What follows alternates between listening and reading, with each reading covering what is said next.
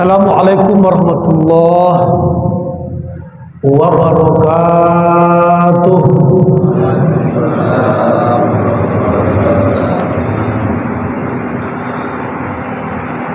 Alhamdulillahirabbil alamin wa bihi nasta'in ala umurid dunya waddin. Assalatu wassalamu ala asyrafil anbiya'i wal mursalin wa ala alihi wa ashabihi ajma'in. Asyhadu an la ilaha illallah, asyhadu anna Muhammadar Rasulullah sallallahu alaihi wasallam, la nabiyya ba'da. Rabbi shrah li sadri wa yassir li amri wahlul 'uqdatam min lisani yafqahu qawli. Subuh hari ini, di hari yang baik, hari Jumat, diisi pula dengan kegiatan yang baik-baik, kajian. Yang datang orang yang baik-baik, maka lengkap sudah, semuanya baik. Betul?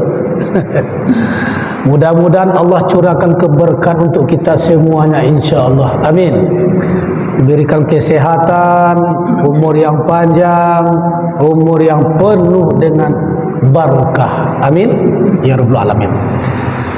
Subuh ini kita akan membahas masih terkait solat. Kalau terkait solat itu banyak hal yang bisa kita bahas. Di antaranya subuh ini penjelasan tentang keutamaan solat subuh, keutamaan solat asar, keutamaan solat subuh, keutamaan solat isya, apa keutamaannya. Kemudian keutamaan solat barisan yang pertama. Nanti juga kita kait dengan keutamaan dan amalan malam nisfu Sya'ban. Karena besok hari Sabtu tanggal 24 sudah jatuh pada malam nisfu Sya'ban. Ibu terhormat, dalam kitab Riyadhus Shalihin karangan Imam An-Nawawi, di dalam kitab dalam Riyadhus Shalihin ini terkait dengan keutamaan solat subuh dan keutamaan solat asar. Nabi menjelaskan di sini dari Abu Musa, dari Abu Musa radhiyallahu an, Allah meridhoinya, anna bahwasanya Rasulullah SAW qala bersabda. Jadi Nabi bersabda, Nabi berkata, apa kata Nabi? Man sholla, man barang siapa. Man itu termasuk isim istifham, itu isim untuk bertanya. Siapa, berapa, di mana, berapakah, apakah, adakah. Maka dimulai dengan kalimat man, barang siapa. Siapa saja, barang siapa di antara kalian, di antara kamu semuanya, kata Nabi, sholat. Siapa saja yang sholat al-bardaini. Ada bardaini. Bardai ini menunjukkan musanna. Menunjukkan musanna itu apa? Menunjukkan dua. Menunjukkan dua waktu sholat. Barang siapa yang sholat bardaini, dua sholat waktu dingin, dakhala, akan dimasukkan al-jannah, ke dalam syurga. Timbul pertanyaan, apa maksudnya waktu sholat dikerjakan solat al-bardaini, waktu solat dua yang dingin ini Pak Ustaz. Maka lanjutan hadisnya, al-bardani, yaitu dua waktu solat yang dingin itu adalah as-subuhu, pertama siapa yang melakukan solat subuh, wal asru, dan solat asar.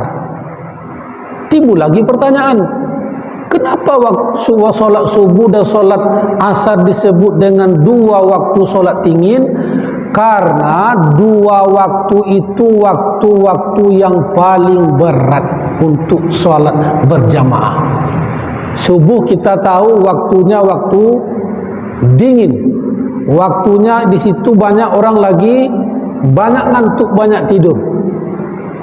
Perjuangan luar biasa, betul. Berbeda dengan solat zuhur, kita semuanya masih dalam keadaan hidup semuanya, aktif bekerja. Tapi kalau subuh, waktunya berat. Karena waktunya itu berat, disebut dengan bardain, waktu dingin. Nah, maka siapa yang mengajarkan solat subuh berjamaah, wal asri, dan solat asar. Kenapa solat asar itu sebut dengan waktu dingin? Waktunya berat. Kenapa? Waktu asar itu banyak orang sedang melakukan aktivitas. Kalau bagi yang guru mungkin dah selesai mengajar. Kalau Fudai mungkin mengajar di sekolah. Kalau kami dosen di kampus sedang mengajar. Sekarang kita belajar al-lughah al-arabiyah. Bahasa Arab itu adalah al-lughah al-jannah, bahasa surga. Al-lughah al-islam, bahasa Islam. Al-lughatul Quran, bahasa Quran. Sedang mengajar ya. Azan berkumandang, Allahu Akbar, Allahu Akbar. Mau lanjut kita atau berhenti ngajar dulu? Iya Pak, kalau kita ngajar ya, maka kebanyakan lanjut ngajar, kecuali waktu azan isra sebentar. Selesai azan lanjut lagi, betul. Ketika waktu asar pulang kantor jam 4 di jalan, Allahu Akbar, Allahu Akbar, macet, antri orang dalam perjalanan. Waktu asar itu orang sibuk dalam perjalanan, sibuk dalam pekerjaan, sibuk dalam aktivitasnya. Ketika azan, ketika waktu solat masuk, banyak orang yang waktu itu dalam keadaan al-barda ini dingin itu sibuk. Maka waktu asar termasuk waktu yang dingin, waktu yang berat untuk dilakukan, karena orang sibuk waktu itu. Jadi dua waktu solat yang dingin itu, subuh yang pertama, yang kedua asar. Kenapa disebut waktu dingin? Karena waktu-waktu yang berat. Kalau subuh memang dingin, orang banyak tidur. Yang asarnya orang sedang banyak beraktivitas. Maka kalau dijaga solat yang dua ini, maka kata Nabi, man an Abi Musa, dari Abi Musa radhiyallahu an, Allah meridainya, anna Rasulullah SAW, bahwasanya Rasulullah SAW bersabda, qala man sholla, siapa yang mengajarkan sholat al-bardaini, sholat yang dua waktunya dingin itu, dakhalal jannah, maka dimasukkan ke dalam syurga. Maka berupayalah kita sholat subuhnya berjamaah, sholat asarnya juga berjamaah. Maka yang dua ini dikhususkan oleh Nabi begitu cepatnya. Siapa yang mengerjakan dua sholat ini dimasukkan ke dalam syurga. Hadis mutafakun alaih, sepakat para ahli hadis semuanya. Subuh sudah, asar sudah. Kita bahas lagi keutamaan sholat subuh dan sholat isya. Dalam halaman mana dia?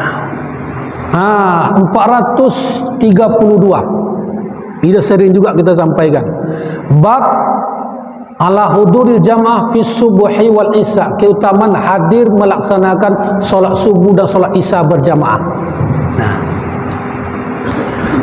An Utsman bin Affan radhiyallahu anhu qala Rasulullah sallam, sami'tu Rasulullah sallallahu alaihi wasallam yaqulu, dari Utsman bin Affan Utsman bin Affan adalah sahabat Nabi yang ketiga.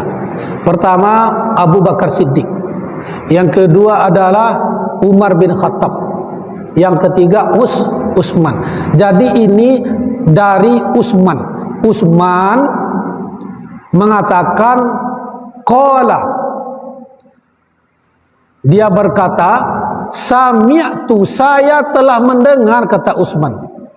Sami'tu Rasulullah SAW bersabda, yaqulu, bersabda, man shallal isya'a, man siapa shalla salat isya, salat isya, salat isya dikerjakan fi jama'atin, dengan berjamaah, maka balasannya faka'annama, maka seolah-olah qoma, dia telah melakukan, dia telah mendirikan, dia telah melaksanakan nisfa, separuh laili, malam, maka dia seolah-olah telah mengerjakan solat sunat separuh malam. Jadi tahajud dari jam 12 malam sampai sebelum subuh. Kan subuh waktu batas malam. Berapa jam tu Pak Edi? 12, 1, 2, 3, 4, taruhlah setengah 5 selesai. 4,5 jam. Kalau di awal malam solat, habis solat isya, taruh jam 8 lah. 8, 9, 10, 11, 12, 4 jam. Itu separuh malam kan? Tahajud dari jam 8 malam sampai jam 12. Masya Allah, itu lama itu. Maka itulah keutamaannya. Siapa yang mengerjakan solat isya berjamaah, seolah-olah dia telah mengerjakan solat sunat separuh malam. Itu isya. Subuh lagi Pak Ustaz, sambungan hadisnya. Maka kata Nabi, sambungannya, wa man shalla subha, wa, dan man, barang siapa sholat subah, sholat subuh, fi jama'atin, dilakukan dengan berjamaah, faka'annama, maka ka'annama, seolah-olah, sholat, dia telah mengerjakan sholat laila, malam, kulla tu seluruh malam. Tadi kalau dia jam 8, 9, 10 sampai jam 4 sebelum subuh, 2 kali lipat keutamaannya daripada solat isya berjamaah. 8, 9, 10, 11, 12, 1, 2, 3, 4, 5, 4, taruhlah 8 jam. Timbul pertanyaan bagi jemaah, kenapa tinggi fadilah atau balasannya Pak Ustaz solat subuh dan solat isya ini digambarkan oleh Nabi seolah-olah dia telah mengerjakan solat sunat separuh malam, solat isya, kemudian kalau solat subuh sepanjang malam? Karena kita umat Nabi Muhammad, Allah tahu betul kita tak kuat, tak mampu solat sunat seperti para sahabat. Kalau salah para sahabat penuh malamnya dengan solat malam, apalagi Nabi sampai bengkak kedua kaki beliau saking banyaknya solat malam. Maka dengan solat isya berjamaah, maka seolah-olah dia telah mengerjakan solat sunat separuh. Barang siapa yang mengerjakan solat subuh berjamaah, maka dia telah mengerjakan solat sunat sepanjang malam. Nah, itulah balasannya. Tapi tetap juga solat malam, betul. Oleh karena itu, inilah balasan solat isya dan solat subuh berjamaah. Oleh karena itu, mari kita jaga solat berjamaah kita dengan senantiasa meramaikan masjid, dengan senantiasa untuk kita bersama-sama memakmurkan rumahnya dengan solat berjamaah. Ibu terhormat,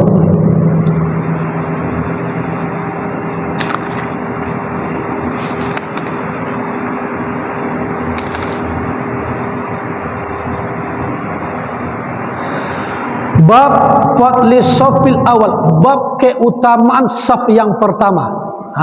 Ini halaman 435. Apa keutamaan saf yang pertama ini? Dijelaskan dalam kitab Riyadhus Shalihin halaman 435, hadis nomor 2. Apa kata Nabi? Wa an Abi Hurairah radhiyallahu an, dari Abu Hurairah Allah meridainya, anna Rasulullah sallallahu alaihi wasallam qala, bersabda, lau sekiranya ya'lamun nas, manusia itu mengetahui, ya'lamu mengetahui, sekiranya manusia itu mengetahui ma fin nida'i wasaffil awal. Ma fin nida itu panggilan azan, wasaffil awal, saf yang pertama. Sekiranya manusia mengetahui makna panggilan azan dan keutamaan saf yang pertama, summa lam yajidu, kemudian mereka tidak mendapati saf yang pertama. Ada orang ketika sholat subuh, sholat berjamaah, tak mau dia depan, dia punya belakang-belakang aja. Sama pula dengan kuliah. Kalau kuliah kan gitu. Kalau mahasiswa jumpa sama saya masuk kelas, dia pilih paling belakang sekali. Depan tak mau. Kenapa engkau tak mau depan duduk? Kami kalau depan takut kami, nanti dipanggil pula ke depan. Itu alasannya nampaknya. Berbeda dengan sholat berjamaah. Yang dicari itu sholat berjamaah saf yang pertama. Maka kata Nabi, lau ya'lamun nas ma fi nida wa safil awal summa lam yajidu, sekiranya manusia itu tahu makna panggilan azan dan keutamaan saf yang pertama, kemudian dia tidak mendapati saf yang pertama, illa, kecuali ayyastahimu alaihi lastahamu. Nah, dia akan illa ayyastahimu alaihi lastahamu, mereka akan melakukan undian agar mendapatkan saf yang pertama tadi. Jadi kalau tidak dapat saf pertama, saya mau diundi asalkan saya dapat saf yang pertama. Orang akan mau melakukan undian untuk mendapatkan saf yang pertama ini. Itu menunjukkan bahwa keutamaan saf berjamaah lebih baik di saf yang pertama. Bukan berarti saf kedua tak baik, maka lebih afdal saf yang pertama. Maka kata Nabi, lau ya'lamun nasu ma fi nida wasaful awal summa lam yajidu, sekiranya manusia itu tahu dia makna panggilan azan, wasaful awal dan saf yang pertama, summa lam yajidu, kemudian dia tidak mendapatkan saf yang pertama, illa ayyastahimu alaihi lastahimu, mereka akan mendapatkan mau melakukan undian asalkan mendapatkan saf yang pertama. Ini motivasi. Jadi datang maka carilah saf yang pertama. Solat Jumat begitu juga. Datang jangan di belakang-belakangnya duduk, Pak. Maju ke depan. Cari gak sudut sikit. Betul. Kiri ada kawan, kanan dinding kawan kita. Lebih enak, lebih nyaman, lebih banyak zikir. Ini hari Jumat ini Pak Edi. Ya. Datang lebih awal, luar biasa pahalanya. La yazal abdu fi sholati, maka namu sholat yantaziru sholata wa taqulul malaika, seseorang hamba menunggu pelaksanaan sholat Jumat berjamaah. Wa taqulul malaika, berdoa malaikat, Allahumma filu, ya Allah ampun dosa-dosanya ya Allah.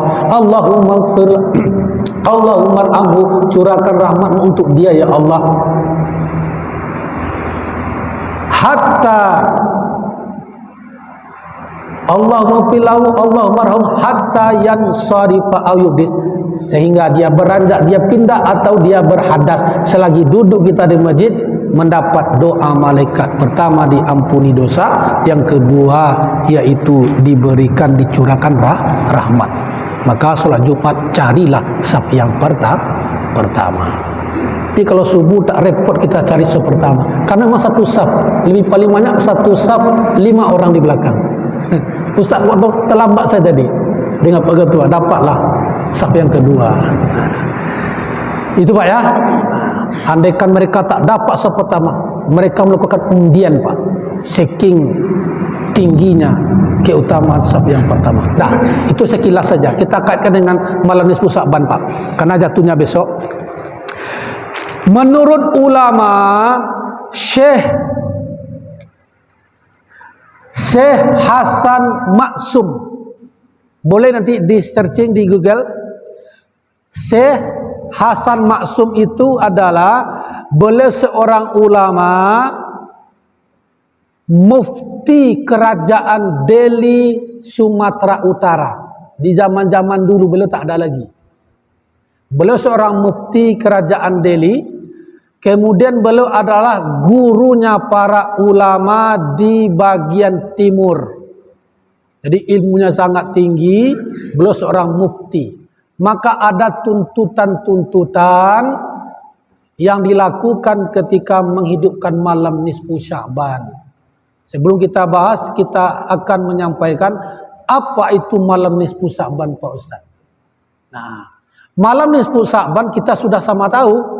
Nisfu itu separuh, pertengahan Sya'ban di bulan Sya'ban. Maka malam separuh bulan Sya'ban jatuh pada hari besok, Sabtu tanggal 24. Jadi besok Sabtu sore terbenam matahari, sore itu sudah masuk pertengahan Sya'ban. Karena memang malam waktunya untuk beramal, mulai amalan itu dilakukan dari sholat maghrib berjamaah. Jadi kalau sudah maghrib itu sudah boleh dilakukan amalannya. Yang kedua, malam nisfu Sya'ban disebut juga dengan malam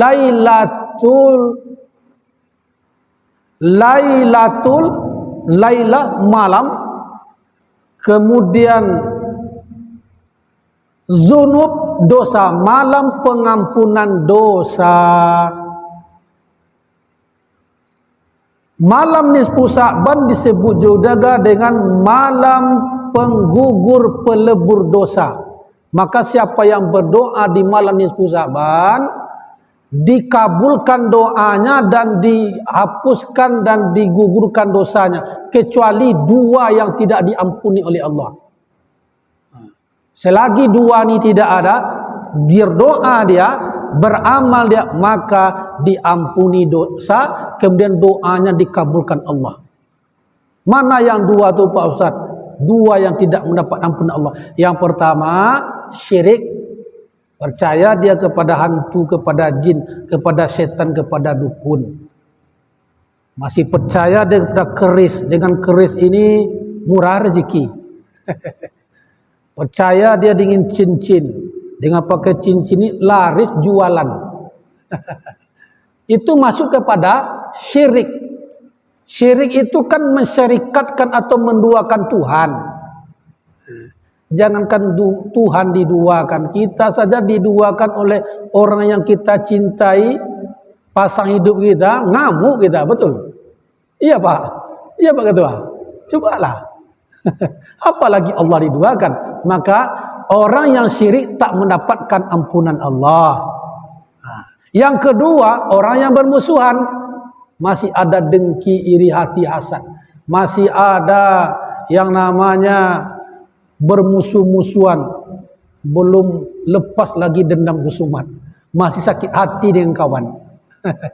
Maka orang yang syirik, orang yang bermusuhan, memutuskan tali silaturahmi, tak dapat. Selebih itu tidak ada yang 2 ini, maka mendapatkan ampunan Allah dan mendapatkan doanya diijabah oleh Allah. Mana bukti dalilnya Pak Ustaz? Doa diijabah oleh Allah malam nisfu Sya'ban. Dalam sebuah hadis. Hadis ini diriwayatkan oleh Imam Al-Baihaqi. Ada malam-malam yang diijabah oleh Allah. Di antaranya pertama malam Lailatul Qadar. Itu hanya terdapat di malam 10 terakhir bulan Ramadan. 21, 23, 25, 27, 29. Maka berdoa di malam Lailatul Qadar diijabah oleh Allah.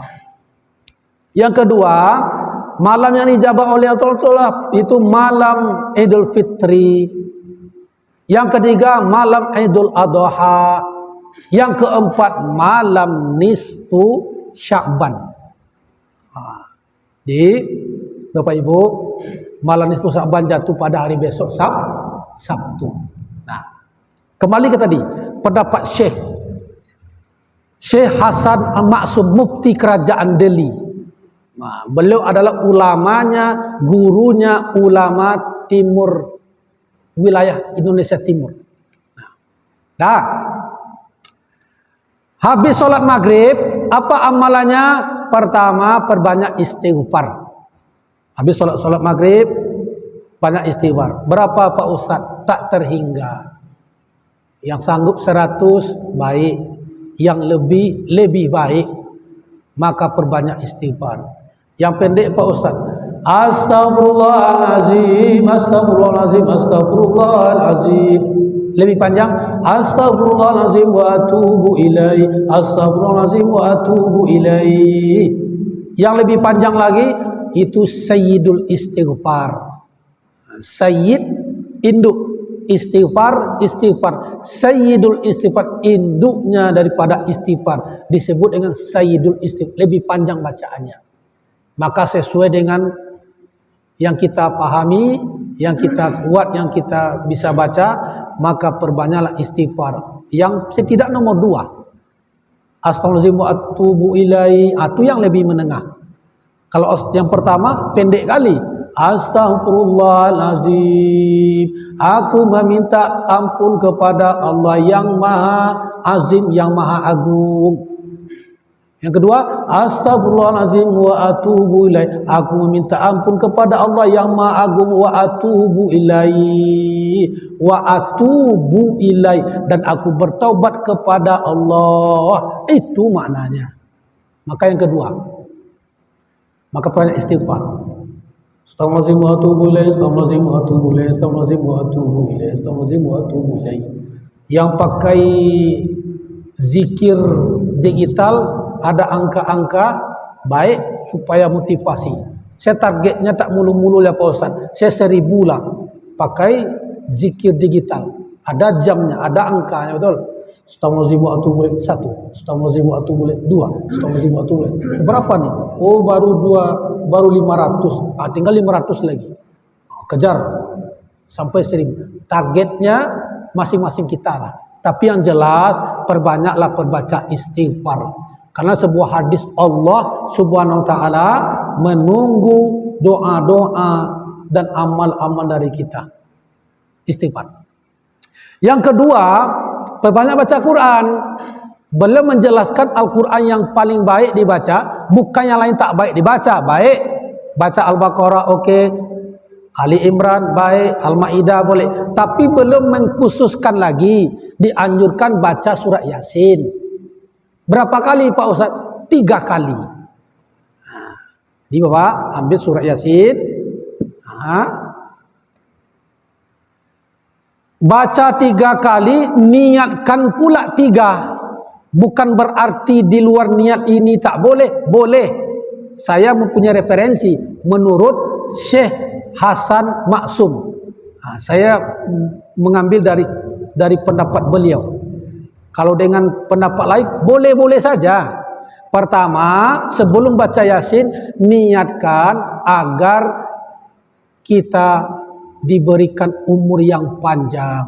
Watulul umur yang panjang. Ya Allah, berikan saya ya Allah umur yang panjang, umur yang barokah ya Allah. Jadi mesti punya niat Pak.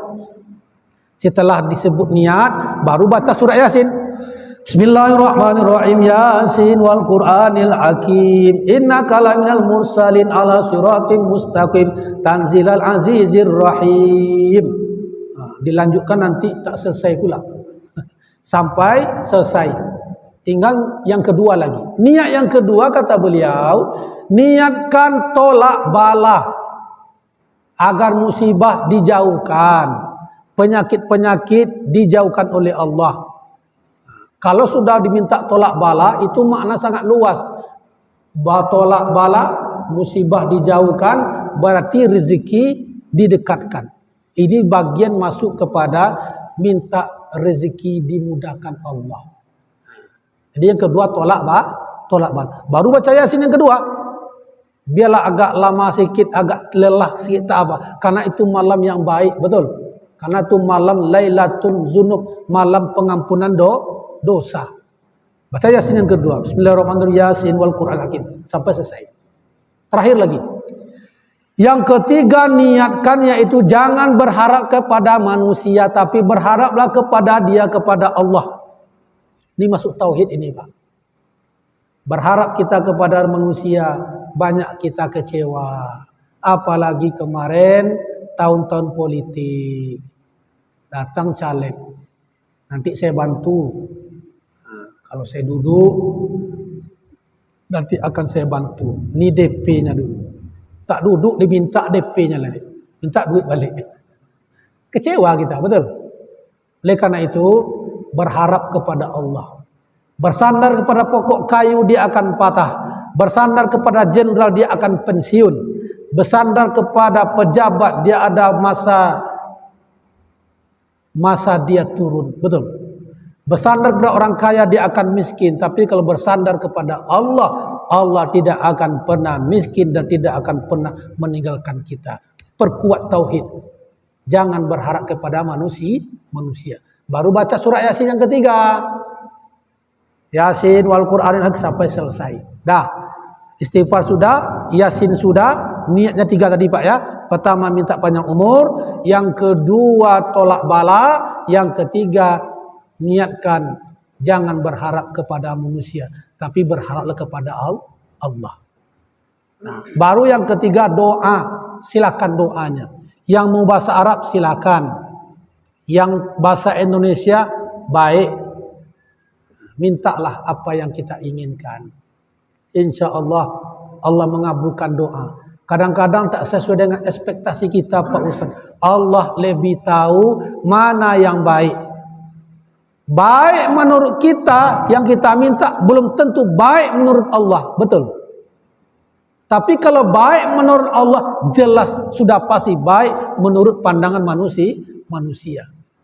Logikanya, analoginya sama dengan anak-anak kita. Anak-anak umur 4 tahun dia minta pisau ke kita. Ya, minta pisau ya, pinjam pisau. Pisau ini pisau tajam. Mau kita kasih ke dia? Tak baik untuk dia, kita lebih tahu, betul. Kalau dikasih pisau nanti kita ditebasnya, Pak, betul. Diamuknya dia sendiri, maka diganti dengan apa? Nak, itu tak baik, nak. Ganti dengan roti.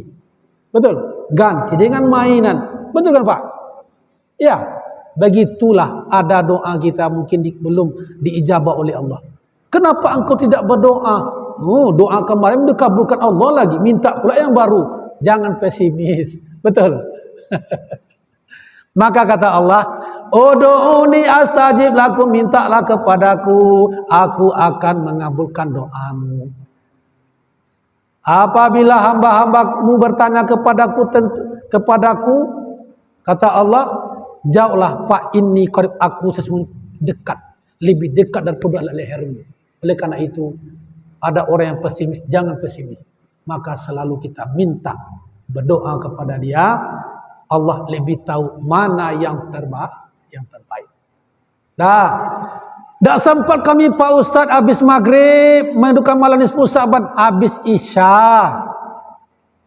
Habis Isya kami ada waktu pula untuk acara lain Pak Ustaz, tengah malam. Bangun jam 1 malam, mulai start lagi. Istighfar. Tapi sebelum istighfar itu, kerjakan yang 5 dulu, solat sunat. Ibu, bapak bangun tengah malam karena maghrib tak sempat, karena ada acara, isya ada acara, malamnya 5 lakukan. Pertama, solat sunat wudhu. Yang kedua, solat sunat taubat. Yang ketiga, solat sunat hajat. Yang keempat, solat sunat tahajud. Yang kelima, witir. Baru setelah itu pertama istighfar. Minimal 100 lah. La ilaha illallah 100, solawat 100. Baru lanjut baca Yasin. Baca ayat-ayat yang lain. Baru terakhir doa. Maka malam itu dihidupkan dengan amal-amalan malamnya. Tak sempat juga tengah malam, Pak Ustaz, dah habislah waktu lagi. Besok dah ganti hari, betul. Oleh karena itu, ini hari Jumat, besok tanggal 24 jatuh malam nisfu Sya'ban. Ustaz Satru bercakap aja, dia mengamalkan tak? Insya Allah kami membuat acara. Yang ada acara di Masjid Tabligh Akbar atau kajian, baik habis maghrib. Tak ada acara habis maghrib, habis sisa mungkin Tabligh Akbar kajian, hadiri. Betul, ada yang menuntun 1 orang. Betul, supaya kita ramai-ramai semangat. Karena sendiri-sendiri ini kan itu kata hadis, Pak. Inna syaitan zibul insan kazibul ghanam ya'kulu satal qasiyata wan nahiyata fa iyyakum wa sya'aba wa alaikum bil jamaati. Sesungguhnya setan bagi manusia seperti serigala bagi kambing. Serigala akan menerkam kambing yang memisahkan diri dari kelompok. Ketika berkelompok, kambing tak mau serigala memakan. Tapi ketika berpisah dia sendiri, situ dimakan. Begitu juga dengan manusia. Kalau sendiri-sendiri, didekati oleh setan, tak usahlah. Bagus keluar malam minggu, kata dia. Maka kata Nabi, wa alaikum bil jamaah, dan hendaklah kamu berkelompok berjamaah. Maka kalau berkomunitas berkelompok kita untuk malam nisfu Sya'ban lebih semangat lagi, betul. Setan pun pontang-panting dia lari, Pak. Itu hadisnya tadi, betul. Ada acara masjid, hadiri. Kalau saya memang hari Sabtu itu di Bintan, kami mengadakan acara arisan bulanan IKM, Ikatan Keluarga Minang Marulabah Kepri. Saya ketuanya. Jadi acara arisan bulanan sekaligus saya adakan acara amalan nisfu Sya'ban. Saya bilang nanti bawa surat Yasin, nanti kita mulai, saya memimpin. Mulai dari istighfar sampai baca Yasin, sampai doa sampai selesai. Habis sisa acaranya. Kalau maghrib mungkin sendiri-sendiri, mungkin sholat di luar, mulai nanti habis saya lanjutkan, malam nanti lanjutkan lagi, biar penuh, biar sempurna, betul. Maghribnya dapat, isanya dapat, malamnya juga dapat lebih sempurna lagi. Nah, itu saja barangkali. Dan kita bercakap, kita tak mengamalkan, kena kita, Pak, menyepak di hati ini. Pada cakap aja, ngamalkan tidak. Maka itulah kita jelaskan. Saya di Kijang nanti, di Tokojo, samping Masjid Al-Mu'izzah. Beliau tuan rumah Pak Haji Tasriadi, mantan Kasat Bimas Polres dulu, karena pensiun beliau tuan rumah. Itu Pak ya, Bapak ya, Ibu ya. Jadi mari kita sama-sama untuk menghidupkan malam Sya'ban. Mudah-mudahan Allah SWT mengampuni dosa-dosa kita. Allah SWT mengampuni kesalahan kita, baik sengaja ataupun tidak. Dan Allah mengabulkan doa-doa kita insyaAllah. Amin. Ya Rabbal Alamin. Ada pertanyaan? Silakan.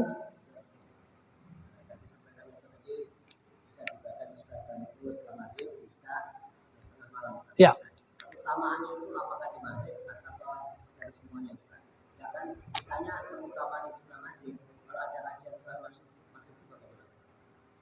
Ya. Ya. Malam nisfu Sya'ban berarti dimulai dengan awal malam. Awal malam itu kan maghrib. Jadi habis maghrib itu tidak boleh kita. Yang tak sempat makanya habis isya. Yang tepat isya malam. Pokoknya maghrib itu tidak boleh. Yang tak boleh itu asar. Karena asar belum masuk malam lagi. Jadi Pak Edi kalau melakukannya awal maghrib, lebih baik start dari awal malam. Saya insya Allah ketiga-tiganya. Maghrib mulai start, mungkin pribadi dulu, karena nggak ada acara maghrib. Tak ada acara nisfu Sya'ban juga. Maghrib sendiri, nanti habis sisa kami berkomunitas, kami berkelompok. Lanjut lagi habis sisa, dan malam nanti lanjutkan lagi. Lebih sempurna, lebih afdal, ada awal malam, ada pertengahan malam, dan ada pula di sepertiga malam. Jadi kalau sudah dia melakukan di waktu malam, berarti sudah menghidupkan malam nisfu Sya'ban. Mungkin dia maghrib aja, isya tak sempat, malam tak sempat, sudah dapat menghidupkan malam nisfu Sya'ban. Maghrib tak sempat, isya sempat, malam tak sempat, sudah menghidupkan malam nisfu Sya'ban. Yang jelas malam itu dihidupkan dengan amal-amalan, zikir-zikir dan amal ibadah. Jadi tak sempat malam, mulai maghrib start lagi dah boleh. Gitu Pak Kalau saya lebih cenderung ambil tiga-tiganya. Lebih sempurna dan lebih afdal. Awal malam maghrib, habis isya baru lanjutkan di tengah malam. Lebih baik full malam itu. Sama kita menghidupkan malam Lailatul Qadar juga. Cuman waktunya berbeda, betul. Kalau malam Lailatul Qadar itu kan di akhir malam 10 Ramadan yang akhir. Jadi tetap sama dengan menghidupkan malam-malam Lailatul Qadar dengan amal-amalan. Jadi salah satu di antara tiga ya, berarti sudah dapat dia. Dia hanya maghrib saja, isya tidak dapat. Dia isya saja, malam tidak, maghrib tidak dapat. Tak sempat maghrib, tak sempat isya, tengah malam dapat.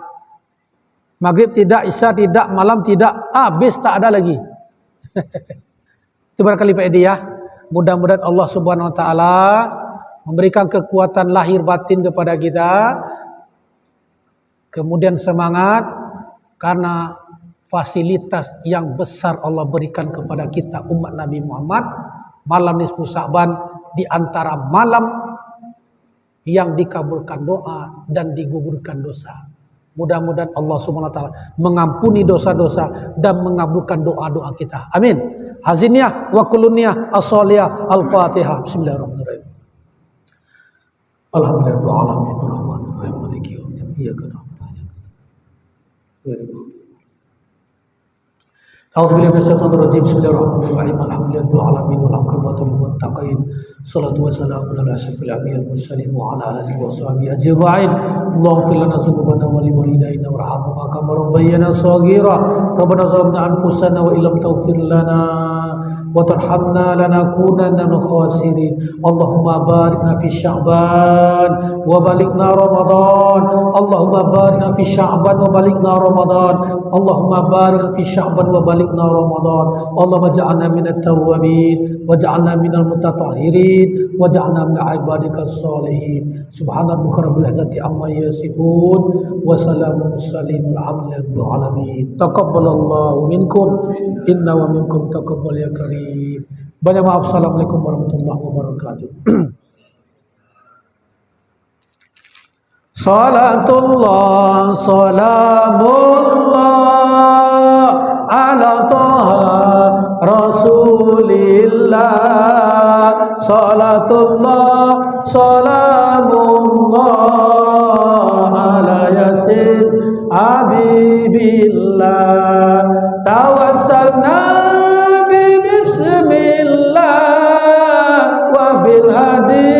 Rasulillah wa kulli mujahidin lillah lil ahlil badri ya Allah. Salatullah salamullah ala taha rasulillah. Salatullah salamullah ala yasin habibillah. Sallu ala Nabi Muhammad.